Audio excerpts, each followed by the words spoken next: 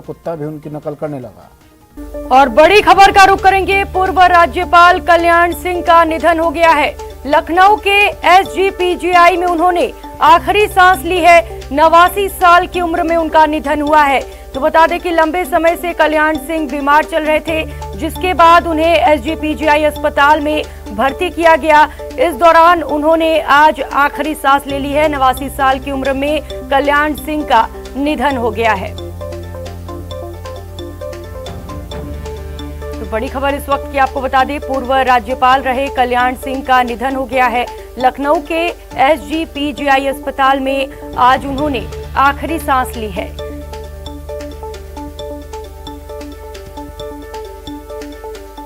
तो राजनीति के क्षेत्र में एक जाने माने चेहरे थे और एक बहुत ही बड़े राजनयिक भी थे, जिनका आज निधन हो गया है।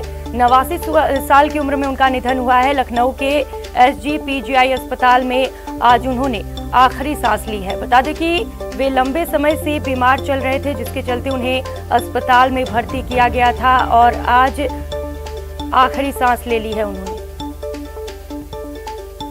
तो आपको बता दें कि ये यूपी के पूर्व मुख्यमंत्री भी रह चुके थे और पूर्व राज्यपाल भी रह चुके थे। लंबे समय से बीमार चल रहे थे, जिसके बाद उन्हें अस्पताल में भर्ती किया गया था, जहां इलाज के दौरान उन्होंने दम तोड़ दिया और आज लखनऊ के एसजीपीजीआई अस्पताल में आखिरी सांस ली।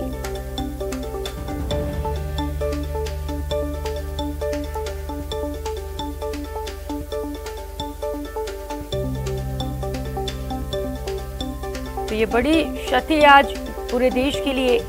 एक जाने माने राजनेता पूर्व राज्यपाल कल्याण सिंह का आज निधन हो गया है।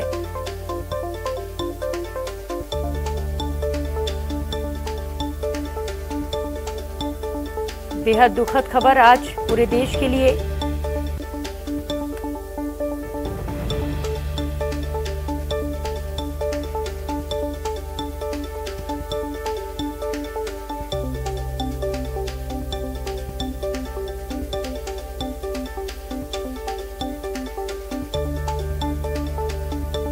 ये बड़ी खबर इस वक्त की आपको बता रहे हैं, जहां पर यूपी के पूर्व सीएम कल्याण सिंह का 89 साल की उम्र में निधन हो गया है।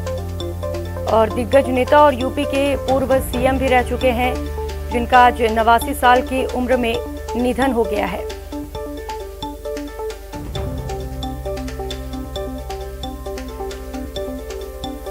तो उनका लंबे समय से इलाज चल रहा था, वे बीमार चल रहे थे। एसजीपीजीआई में उन्होंने आज आखिरी सांस ले ली है। वे 89 साल के थे और 2 बार यूपी के सीएम भी रह चुके हैं। तो आपको कल्याण सिंह का सियासी सफर भी बता दें। 1967 में अंतरौली से पहली बार विधायक बने थे। 8 बार अतरौली सीट से विधायक चुने गए हैं। जून 1991 में कल्याण सिंह यूपी के मुख्यमंत्री बने। बाबरी मस्जिद विध्वंस के बाद 6 दिसंबर 1992 को मुख्यमंत्री पद से इन्होंने इस्तीफा दे दिया। 1997 में दूसरी बार यूपी के मुख्यमंत्री चुने गए। 1997 से 1999 तक यूपी के मुख्यमंत्री रहे। 1999 में राष्ट्रीय क्रांति पार्टी का भी गठन किया। 2004 में अटल बिहारी वाजपेयी के अनुरोध पर बीजेपी में दोबारा से इन्होंने वापसी कर ली। 2004 में बुलंदशहर लोकसभा सीट से सांसद भी बने और 2009 की बात करें तो 2009 में लोकसभा चुनाव में एटा से निर्दलीय सांसद भी बने थे। वहीं साल 2009 में ही समाजवादी पार्टी में शामिल हो गए। 2013 में कल्याण सिंह फिर से बीजेपी में शामिल हुए थे। वहीं 4 सितंबर 2014 को राजस्थान के गवर्नर बनाए गए थे। 28 जनवरी 2015 से 12 अगस्त 2015 तक हिमाचल प्रदेश के राज्यपाल रहे थे।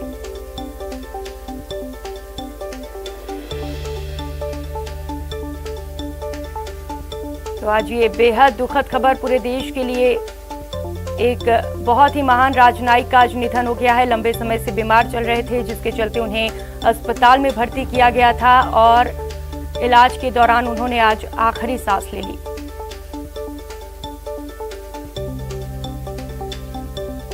कल्याण सिंह का सियासी सफर बेहद रोचक रहा। 1967 में अतरौली से ये पहली बार विधायक बने थे, जिसके बाद लगातार कई पार्टियों में गए, कई बार तमाम पार्टियों में उनका रुतबा देखने को मिला। 8 बार अतरौली सीट से विधायक भी चुने गए। जून 1991 में कल्याण सिंह यूपी के मुख्यमंत्री भी बने थे। बाबरी मस्जिद विध्वंस के बाद 6 दिसंबर 1992 को मुख्यमंत्री पद से इस्तीफा हुए थे। और हमारे साथ संवाददाता बाबूलाल धायल जुड़ चुके हैं और भी ज्यादा जानकारी लेंगे। बाबूलाल, ये बड़ी क्षति है पूरे देश के लिए।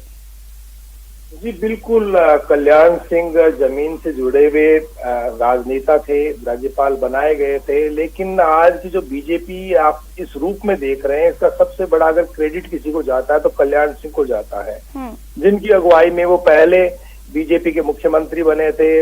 और हालांकि बीजेपी को छोड़ना भी उन्हें पड़ा था, दूसरी पार्टियों में भी हो गए थे, लेकिन उनका मन नहीं रमा था। बिना राम मंदिर के आंदोलन के ये पार्टी खड़ी नहीं हो सकती थी। उन्होंने अपना सब कुछ इस पार्टी के लिए दांव पे लगाया, कामयाब रहे और आज बीजेपी अपने आप पर गर्व महसूस करती है और ये कहती है कि वो देश नहीं दुनिया की सबसे बड़ी पार्टी है। तो इसका जो बीजारोपण करने वाले नेताओं में, इस पार्टी को इतनी ऊंचाई देने वाले नेताओं में अगर जिसका नाम गिना जाएगा तो कल्याण सिंह का नाम गिना जाएगा। लाल कृष्ण आडवाणी, अटल बिहारी वाजपेयी, इन्होंने अपना जीवन खपाया। हालांकि पंडित दीनदयाल उपाध्याय जनसंघ के जमाने से जो है एक सोच लेकर के आए थे, उस सोच को अगर धरातल पर उतारकर कॉमन मैन को लेकर के साथ में एक इतनी बड़ी पार्टी को खड़ा करने में अगर सबसे बड़ा योगदान है तो कल्याण सिंह का था। लोधी जाति से आते थे, ओबीसी से थे और यूपी जैसे स्टेट में बीजेपी की सरकार उन्होंने बनाई और राम मंदिर के आंदोलन को सफलतापूर्वक, यानी इतनी आलोचनाएं हुई, इतने केसेस चले, सालों का संघर्ष रहा, लेकिन बीजेपी इसी आंदोलन के दम पर आगे बढ़ी। और आज जब कल्याण सिंह नहीं रहे हैं तो बीजेपी के नेताओं की आंखों में जरूर गम के आंसू होंगे और उनके लिए उनका पितामह चला गया है। जी बाबूलाल, बिल्कुल आज बीजेपी के लोगों में आंखों में आंसू होंगे, लेकिन वो क्या खासियत थी, वो क्या खास बातें थी जो कल्याण सिंह को इतना लोकप्रिय बनाती थी लोगों में? समर्पण भाव था उनका, गजब का समर्पण भाव था। वो किसी शख्स से एक बार मिल लेते थे तो उसके बारे में भूलते नहीं थे, पूरा फीडबैक रखते थे। राजस्थान के जब राज्यपाल रहे तो उनको पूरा पता होता था कि लखनऊ में क्या हो रहा है, वहाँ के लोगों का उनसे मिलना जुलना चलता रहता था। यहाँ की ग्रामीण जनता से वो बहुत ज्यादा जुड़ाव रखते थे। किसी भी गांव में जाते तो वहाँ के बारे में जानने की उनकी जो इच्छा होती थी वो कमाल की होती थी। कोई भी आदमी उनको समस्या बताता तो उसका वो समाधान तत्काल करने की कोशिश करते। वो जनता के राज्यपाल थे राजस्थान में भी। जब वो राज्यपाल बने थे तो यहाँ पर जय श्री राम के नारे लगे थे राजभवन में। तो विवादों से उनका नाता हमेशा चलता रहा, लेकिन उन्होंने विवादों से कभी किनारा नहीं किया, जनता के बीच में रहे। कोई भी मन की बात होती थी तो वो कह देते थे, यानी कि जो राजनेता होते हैं वो बातों को पी जाते थे। कल्याण सिंह को ऐसा नेता नहीं माना जाता था। जब भी जो भी बात उनके मन में आती थी वो कह डालते थे। जनता से हमेशा आखिर तक जुड़े रहे। जब भी वो बीमार पड़ते दिल्ली चले जाते, पूरा इलाज करा के फिर जनता के बीच में सक्रिय हो जाते और आखिर तक सक्रिय रहे, कभी पीछे मुड़कर नहीं देखते थे। यूपी की बहुत चिंता रहती थी, हालांकि उनका बड़ा पूरा परिवार है, उनके बेटे पोते राजनीति में एडजस्ट हैं, मंत्री भी हैं, तो लेकिन उनका मन नहीं भरता था। रोज वो लोगों को जोड़ने की कोशिश करते थे, कौन सा आदमी कहाँ रहता है, कौन कहाँ से आता है। मैं भी कई मरतबा जब वो राज्यपाल थे तो कई मरतबा राजभवन में जा करके उनसे मिलने की मैंने 1-2 बार मैं उनसे मिला, तो उनमें गजब का लोगों से मिलने का जो एक भाव था वो अपना बना लेने का होता था कि 90 साल की उम्र, 85 साल की उम्र में भी कोई शख्स इतनी मेहनत करता है कि उसकी महत्वाकांक्षा सिर्फ और सिर्फ लोगों से मिलने की रहती थी। तो ये जो चीजें हैं आज की राजनेताओं को उनसे सीखना चाहिए कि कैसे उन्होंने इतना संघर्ष किया। पार्टी ने काफी कुछ उन्हें दिया भी, लेकिन जो वो छाप छोड़ के गए हैं, जो वो सीख दे के गए हैं बीजेपी के नेताओं को और कार्यकर्ताओं को, उस पर चलना बीजेपी के लिए बहुत, उनके कार्यकर्ताओं को चलना जो है वो सिखा के गए हैं। कितना चल पाएगी पार्टी, अब नए सिद्धांत हैं, नए नेता हैं, नई चीजें हैं, लेकिन कल्याण सिंह को आप कभी भी जो है बीजेपी याद करेगी तो बीजेपी गर्व की अनुभूति करेगी। जी बिल्कुल बाबूलाल, अगर आज भी बीजेपी उनको याद करेगी तो गर्व महसूस करेगी। वो हमेशा लोगों के बीच जाते थे, एक अच्छे राजनयिक हैं और लोगों को उनसे सीख भी लेनी चाहिए। लेकिन बाबूलाल, वो कौन कौन सी खास बातें हैं, कौन कौन से खास काम उन्होंने किए जिससे लोकप्रियता उनकी और भी ज्यादा बढ़ गई? जी देखिए, यूपी का सीएम रहते हुए उन्होंने दलितों और पिछड़ों के लिए जबरदस्त काम किया। सोशल इंजीनियरिंग में उनकी महारत हासिल थी। जो स्वर्ण जातियां थी उनको उन्होंने साथ में लिया। बीजेपी का कोर वोट जो है स्वर्ण जातियां होती थी, लेकिन दलित और पिछड़ों को उन्होंने जोड़ करके और फिर से जो है एक नई सोशल इंजीनियरिंग खड़ी करी जो बीजेपी का वोट बनी। वो आज जो ताकत आप बीजेपी की उत्तर प्रदेश में देख रहे हैं, ये कल्याण सिंह की बदौलत है। ये जो पौधा लगाया गया था कल्याण सिंह के द्वारा, वो आज वहां पर वटवृक्ष बन गया है। आज जो वहां के सीएम है योगी, वो उस चीज को आगे बढ़ा रहे हैं। लेकिन ये सब चीजें की गई थी कल्याण सिंह की ओर से। जब मंदिर आंदोलन को लेकर के वो गांव गांव घूमे, लोगों के बीच में गए, समर्थन जुटाया, बड़े से बड़े नेताओं के साथ में चले, इतना बड़ा वैर मोल ले लिया। पूरा देश जो है यानी कि एक देश की सरकार खिलाफ हो गई, आपको अपनी सरकारें गंवानी पड़ी। लेकिन जो मिशन, जो काम हाथ में लिया, उसे वो पीछे नहीं हटे। और राम मंदिर का जब सपना पूरा हुआ, राम मंदिर बनने लगा, तो उनकी आंखों में आंसू थे और उन्होंने यही कहा था कि आज मेरा सपना साकार हो गया है। हमने कितनी कुर्बानियां दी हैं, कितने लोग मारे गए, लेकिन भगवान राम का भव्य मंदिर उनकी आंखों के सामने बन रहा है, तो ये उनके लिए खुशी का सबसे बड़ा लम्हा है। तो कल्याण सिंह जो है वो धुन के पक्के थे, कभी पीछे मुड़ करके नहीं देखते थे। जो सोच लेते थे वो करते थे। और उनके जैसे नेता आज विरले हैं। वो एक पीढ़ी थी, एक अध्याय था जो आज खत्म हो गया है। बीजेपी के नेता जरूर जो है ये सोच रहे होंगे कि कल्याण सिंह का वो 10% भी बन जाएंगे तो बहुत कुछ वो जीवन में कर सकते हैं। हालांकि आज की बीजेपी बहुत ही कार्डर बेस्ड पार्टी हो गई है, बहुत बेहतर ट्रेनिंग है, प्रशिक्षण दिया जाता है, रीति नीति सिद्धांतों पर चलने वाली पार्टी है। मगर कल्याण सिंह जो लाइन खींच करके गए हैं, उस लाइन पर काम करना बड़ी चुनौती होगी बीजेपी के नेताओं को। जी बिल्कुल बाबूलाल, बहुत बड़ी चुनौती होगी बीजेपी के लिए और बीजेपी को हाशिए से फलक तक पहुंचाने का भी काम किया। इसके साथ ही और भी पार्टियों को उन्होंने ज्वाइन किया था, और भी पार्टियों के लिए क्या कुछ काम किया, उनके लिए किस तरीके से ये बड़ी क्षति है? जी देखिए, वो सपा में चले गए थे, पार्टी छोड़ी, रोए और अपनी एक पार्टी भी बना ली थी, लेकिन मन नहीं लगा और वह कामयाब नहीं हुए। और आखिरकार जब उन्होंने वापस बीजेपी का दामन थामा था तो रोते रोते उन्होंने कहा कि नहीं, मेरे से गलती हो गई थी। और एक तरह से माफी मांगी थी उन्होंने अपने समर्थक वर्ग से कि नहीं मैं जो है गलती कर गया, मुझे ऐसा नहीं करना चाहिए था। लेकिन आखिरकार वो बीजेपी के लिए बने थे, बीजेपी में रहे फिर, और बीजेपी के लिए अपना जीवन समर्पित करके गए। और बीजेपी ने आखिर में उनकी उनका सम्मान भी बहाल किया, उनको राज्यपाल बनाया गया राजस्थान, हिमाचल प्रदेश। तो कल्याण सिंह ऐसे शख्स थे जिनका दरवाजा हमेशा खुला रहता था आम जनता के लिए। लोगों के काम करने में उनको बड़ा अच्छा लगता था, आनंद की अनुभूति होती थी। रहते जयपुर के राजभवन में थे, लेकिन मन लखनऊ में रहता था उनका।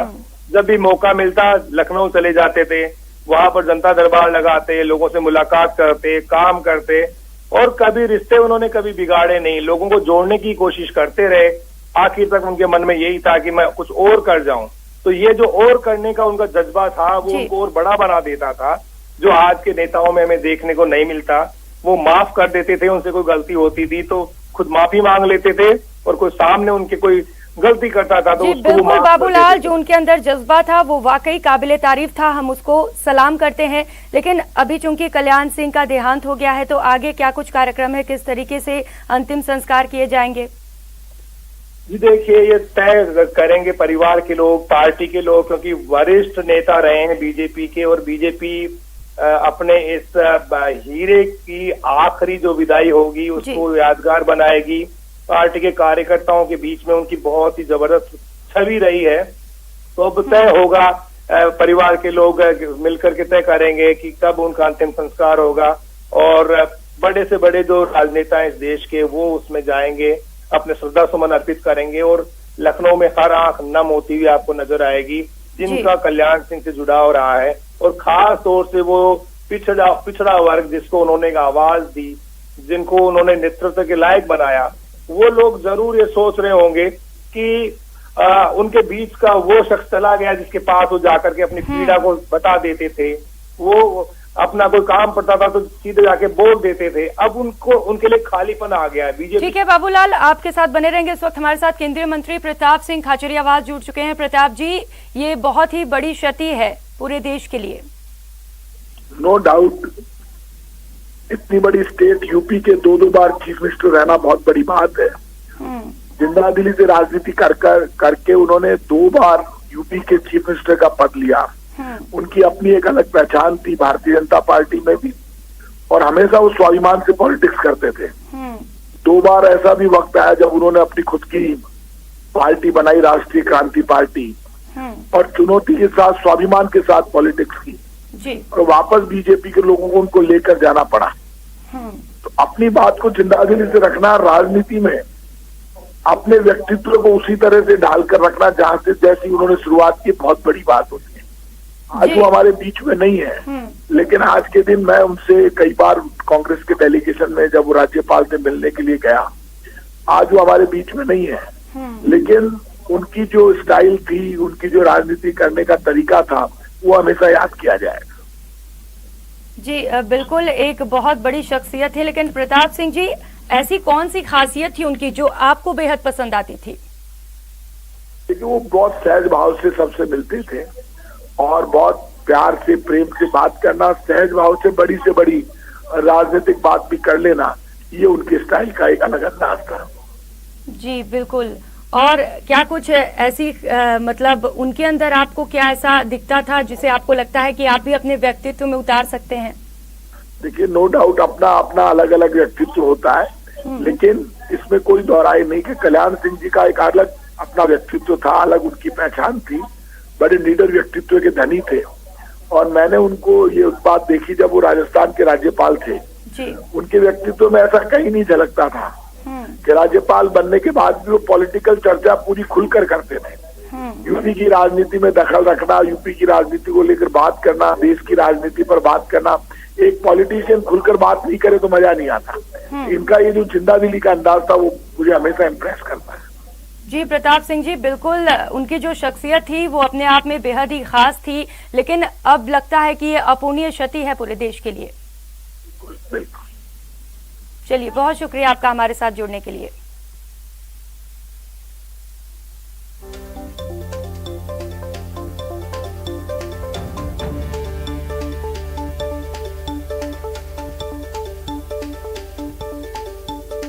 और इस वक्त बीजेपी नेता अरुण चतुर्वेदी जी हमारे साथ जुड़ चुके हैं। अरुण चतुर्वेदी जी, ये बहुत ही बड़ी क्षति है पूरे देश के लिए। जी निश्चित रूप से यह देश के लिए बहुत अपूर्णीय क्षति है, भारतीय जनता पार्टी के परिवार के लिए भी।